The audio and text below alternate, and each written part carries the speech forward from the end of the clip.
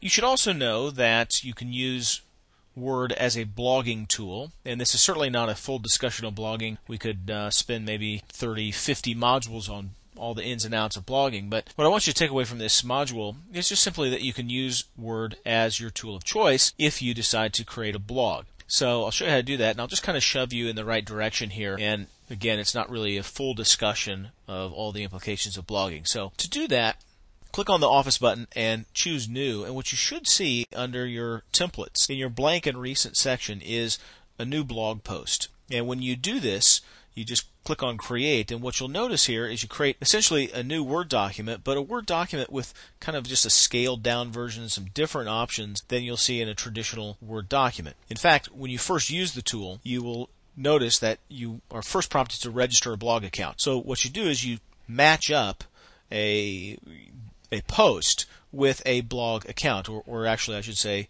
Word 2007 with a blog account, so that when you click on Publish here, you can publish with a single click. So you can either register now or register later. If you don't have a blog yet, you can visit Office Online to sign up for a blogging service. So this is the client end. The blog or the server that hosts the blog itself, the web server, will be the server service, and that you have to purchase usually online. But of course, there's lots of free tools that let you blog. So be that as it may, you can register now, register later. You can create the blog without necessarily having that back end all tied together yet. But here's what you'll see. You'll see a little field, enter post title here. So this is a blog that no one will read.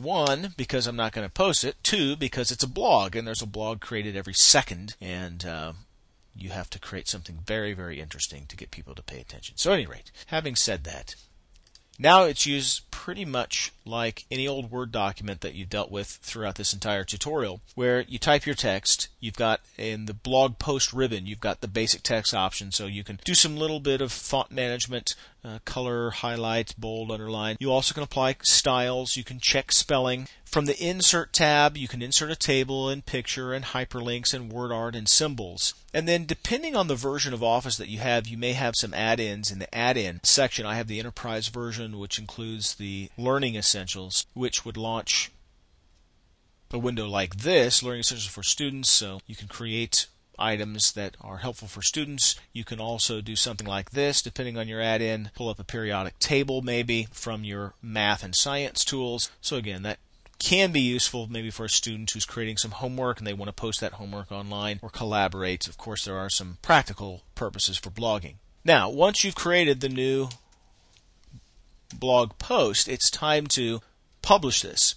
And you can publish it with a single click to the blog account that you've registered. Now, if you want to come back and do this manually, you can click on the Manage Accounts and then create a new blog account. So who's your blog provider? It's Windows Live Spaces. You'll walk through a wizard here, and that wizard will just pretty much prompt you for the appropriate credentials so that you have permissions to post some new information to the server. So you may need to choose one of these two options. Again, the job here is not to show you every in and out of blogging. It's just rather get you started in the right direction. It's pretty self-explanatory, though, I think you'll find. So you can have multiple accounts here. You can set one as the default, and whatever one is the default, when you click on Publish, bingo, it will go right to that server, and the whole world can see it, or whoever reads your blog. So get to it. Start blogging.